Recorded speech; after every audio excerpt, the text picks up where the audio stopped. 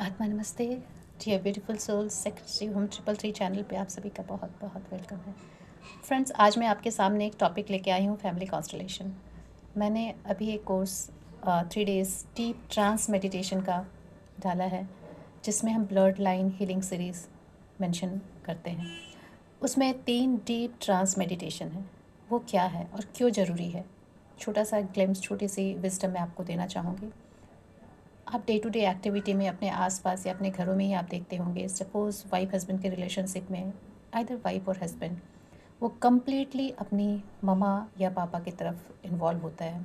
मतलब इतना ज़्यादा इन्वॉल्व होता है कि वो अपने स्पाउस को, अपने बच्चों तक को वो टाइम नहीं देता है, वैल्यू नहीं देता है, या बहुत बार डिस्कार्ड कर देता है। क्या वो जानबूझकर करता है? नहीं, बहुत बार नहीं, मैक्सिमम टाइम नहीं। वो एनर्जेटिकली कर रहा है। एनर्जेटिकली किस सेंस में? 3D सेंस में आप बोल सकते हैं ममाज़ बॉय, फादर्स गर्ल, इस टाइप से बोल सकते हैं, बट एग्जैक्टली ऐसा होता नहीं है। ये ऐसा होता है कि सपोज़ उसकी सोल ने, जब वो वुम में रहा हो या आगे जब वो चाइल्डहुड में रहा हो, उसने अपने फादर को या मदर को बहुत आइसोलेट पाया हो, बहुत सफरिंग में पाया हो, तो उसकी जो सोल है वो अंदर से ही बोलती है, यस ममा, मैं हमेशा तुम्हारे साथ रहूँगा, यस पापा, मैं हमेशा आपके साथ रहूँगा, रहूँगी। एंड वो क्या होता है, वो एक एनर्जी बॉन्ड क्रिएट हो जाता है। तो जो उसके मदर या फादर विक्टिम रोल में रहे थे या बहुत सफरिंग में रहे थे, वो अपने आप को उनका पेरेंट्स बना लेता है। अपने जैसे जैसे बड़ा होता है ना, वो उनको एज ए पेरेंट ट्रीट करने लगता है। इससे क्या होता है कि एक बच्चा या एक माता पिता अपने बच्चे को ही दे सकते हैं, उसके बाद की जनरेशन को वो उतना नहीं दे सकते। तो क्या होता है, बच्चा जो अपने आप को पेरेंट मान रहा है, अपनी मदर का, अपने फादर का, या बहुत बार वो पूरी रिस्पॉन्सिबिलिटी ले लेता है, जैसे अपने सिबलिंग्स की, अपनी पूरी फैमिली की रिस्पॉन्सिबिलिटी लेता है। क्यों लेता है? क्योंकि उसके मदर और फादर की रिस्पॉन्सिबिलिटी थी ये। और सिंस उसने बोला है कि मैं टेक केयर करूँगा, आपका सारा बर्डन मैं लूँगा, आपकी सारी प्रॉब्लम का सोल्यूशन मेरे पास है, मैं पूरी हेल्प करूँगा आप लोगों को, तो वो एनर्जेटिकली बाइंड है ऐसा करने के लिए। और उसकी सफरिंग क्या होती है? उसकी अपनी लाइफ में, उसकी अपनी लाइफ तहस नहस हो जाती है। बच्चे, स्पाउस, सब बिखर जाते हैं। तो यहाँ पे इस फैमिली कॉन्स्टलेशन में ये यूनिवर्स का कहना है कि नहीं, जिसका जो ऑर्डर है वहीं पे रहेगा। पेरेंट्स हमेशा देने के लिए बनते हैं, बच्चे उनको नहीं दे सकते हैं until unless they are completely dependent physically. जब वो 70s 80s में आ जाते हैं, कम्प्लीटली डिपेंड, फिर भी आप इमोशनली मेंटली उनको नहीं दे सकते हो, आप फिजिकली उनको सपोर्ट कर सकते हो। ये ब्रह्मांड का रूल है एज पर फैमिली कॉन्स्टलेशन। तो यहाँ पे हम अपने फर्स्ट डे मेडिटेशन में, यहाँ पे हम उस एनर्जी को क्लियर करवाएंगे अपने पेरेंट्स के साथ, जिससे कि हम अपनी लाइफ जी सकें। ठीक है, वो पेरेंट की लाइफ थी, वो उनका सोल कॉन्ट्रैक्ट था, वो उन्होंने चूज़ किया था, तो हम उस एनर्जी से क्लियर होंगे। This is our first meditation.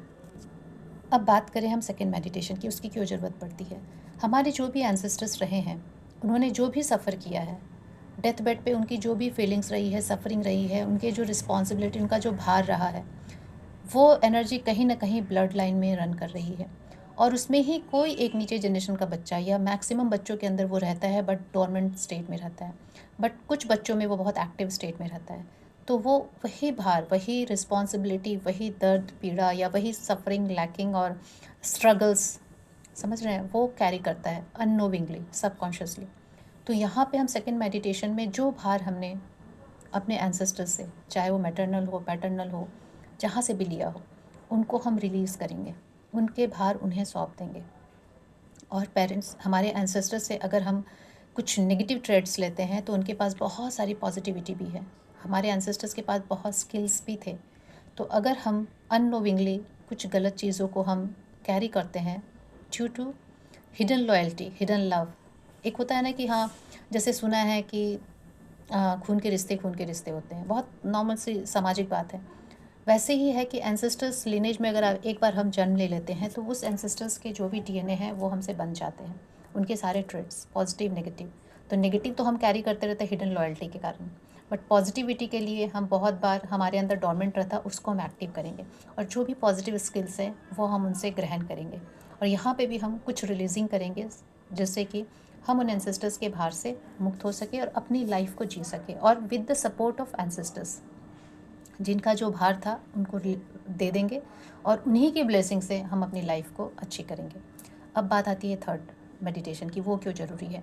वहाँ पे हमारी फैमिली में हमने देखा है, आसपास या फैमिली में भी हो सकते हैं, बहुत सारे बच्चे ऑटिज्म होते हैं, सिजोफेनिया और क्या क्या मेंटल डिजीज़, जितनी भी तरह के मेंटल डिजीज़ हैं, ठीक है, वो एक तरह का पनिशमेंट है बच्चों को अपने लिए और पेरेंट के लिए। ये क्यों होता है? ये तब होता है जब ऊपर की लिनेज में, ऊपर के जनरेशन्स में कभी कोई क्राइम हुआ हो, कोई पेनफुल डेथ हुई हो, किसी को परिवार से निकाल दिया गया हो, उसे एक्नॉलेज नहीं किया हो सदियों से, उनके बारे में लोग भूल गए हों, ठीक है। कुछ मिसकैरेजेस बहुत ज़्यादा, किसी भी लिनेज में मिसकैरेजेस बहुत हुए हैं, अबॉर्शंस बहुत हुए हैं, मर्डर किया गया हो, ठीक है। ये सारे जो पेनफुल सोल्स हैं जो गई हैं और जिनको एक्नॉलेज नहीं किया गया, जिनसे फॉरगिवनेस नहीं की गई है, ये सारे आपको कहीं ना कहीं वो जो पनिशमेंट रह गया था, ड्यू रह गया था, वो इसी जनरेशन में कोई बच्चा आके उस पनिशमेंट को कैरी करता है। तो ऐसे बच्चों को देखिए, इसमें पास्ट लाइफ का भी रोल होता है। उस बच्चे के अपने भी कर्मा रहते हैं, उस बच्चे के अपने कर्मा रहते हैं, इसलिए वो यहाँ पे सेट हो गया, ठीक है। उस लिनेज में सेट हो गया, उस लिनेज में उसने सोचा कि ठीक है, मेरा तो कर्मा था ही है, मुझे ऐसे रोल प्ले करना ही है एक लाइफ में, और यहाँ पे भी कोई एक को आना ही पड़ेगा ये सारे पनिशमेंट को कैरी करने के लिए। तो वहाँ पे फिटिंग हो जाती है, ठीक है, वहाँ पे सारे थ्रेड सेट हो जाते हैं। यहाँ पे कितनी भी मेडिकल ट्रीटमेंट ले ली जाए, क्योंकि ये एनर्जी की बात है, एनर्जेटिकली कॉर्ड्स कनेक्टेड है। यहाँ पे सोल विजडम से ही इन सब चीज़ों को क्लीन किया जा सकता है। वो जितनी भी सोल्स अनप्लीज्ड हैं, जो भी अनड्यू रह गया है, यहाँ पे क्या होता है ना फ्रेंड्स कि कोई पनिशमेंट वैसा आपसे नहीं चाहता है। सोल सब एक्नॉलेजमेंट चाहती है कि आप एक्नॉलेज करें वो जनरेशन में जहाँ पे भी हुआ है। सपोज अगर किसी जनरेशन में किसी हस्बैंड ने वाइफ का मर्डर कर दिया, बहुत जगह सुनते हैं ना, जला के मार दिया, कुछ कर दिया, किसी भी लिनेज में अगर हुआ हो, किसी के साथ भी हुआ हो, अगर वहाँ पे वो हस्बैंड वाइफ की सोल के साथ एक्नॉलेज करके उसे रिलीज़ करता है, उसे फॉरगिवनेस करता है, और सारे वहाँ पे सोल लेवल पे पीस आ जाती है, तो धीरे धीरे वो पीस सारे नीचे के जनरेशन में, ऊपर के जनरेशन में फैल जाती है, फ्यूचर जनरेशन तक वो काम करती है। तो यहाँ पे ये 3 जो मेडिटेशन है फ्रेंड्स, आपको नहीं पता चला, अगर जिनको भी फैमिली कॉन्स्टलेशन का थोड़ा बहुत आइडिया होगा, वो समझ सकते हैं कितना डीप है ये। नॉर्मल मेडिटेशन नहीं है, फर्स्ट बात, ट्रांस मेडिटेशन है। सेकंड, इसके personal courses, personal therapy session है, ये थेरेपी दी जाती है, बहुत कॉस्टली होती है, कि बहुत लेंदी रहता है, इसलिए मैंने कोशिश की है इसको एज ए ट्रांस मेडिटेशन आप लोगों के सामने लाने की, जिससे कि इसको हम कुछ हद तक through meditation, through wisdom heal कर सकें।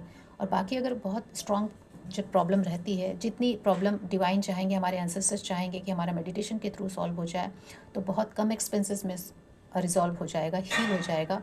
और जब हमें लगेगा कि बहुत स्ट्रांगली कुछ हील करने की ज़रूरत है, तब फिर किसी एक ख़ास इंटेंशन, एक प्रॉब्लम के लिए हम फैमिली कॉन्सल्टेशन सेशन बुक करा सकते हैं। तो फ्रेंड्स, ये था मेरा थोड़ा सा आइडिया कि ये चीज़ें क्या है, क्योंकि बहुत लोगों को नहीं पता है। तो मुझे लगता है कि बहुत वंडरफुल हीलिंग जो डीप सोल लेवल की है, एडवांस सोल लेवल की हीलिंग है, वो रह नहीं जाए।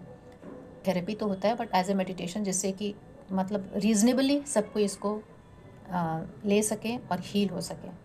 तो आई वुड से कि अगर आपको समझ आता है, आपको लगता है रेजोनेट करते हो, और आप ये चांस ले सकते हो, एक हीलिंग अपनी सोल को, अपनी फैमिली को, अपने बच्चों को दे सकते हो। अगर आप अपनी मदर फादर की एनर्जी से अगर आप डिटैच होते हो, या फिर एंसेस्टर्स एनर्जी से अगर आप अपने आप को रिलीज़ कर पाते हो, तो आपके बच्चे ऑटोमेटिकली रिलीज़ हो जाते हैं। अदरवाइज़ जो आपने बाहर कैरी किया, वो अननोविंगली आपके बच्चे भी कैरी करते आएंगे। तो फ्रेंड्स, ये था डिटेल्स। सो अगर आपको समझ में आता है तो प्लीज़ दिए गए नंबरों रजिस्टर कीजिए एंड ये कोर्स बुक कीजिए। ये कोर्स अभी ही आ रहा है, पितृपक्ष में इसलिए आ रहा है कि अभी कहते हैं ना, पोर्टल, पितरों का पोर्टल, एंसेस्टर पोर्टल ओपन है। वो सारी सोल्स जो अनप्लीज्ड थी, नाखुश थी, जिनके अंदर ग्रीवेंसेस है, पीड़ा है, एंगर है, वो सब ओपन है रिसीव करने के लिए, फॉरगिवनेस, आपको फॉरगिव करने के लिए, और खुद को खुद को भी वो फॉरगिव करने के लिए रेडी हैं, और दूसरों को फॉरगिवनेस देने के लिए, अपने सारे लिनेज को वो पीस में लाने के लिए कम्प्लीटली रेडी है। इसलिए ये कोर्स मैंने पितृ पक्ष में ही मैं ये लेके आ रही हूँ, जिससे कि हम इसका मैक्सिमम बेनिफिट उठा सकें। Thank you so much.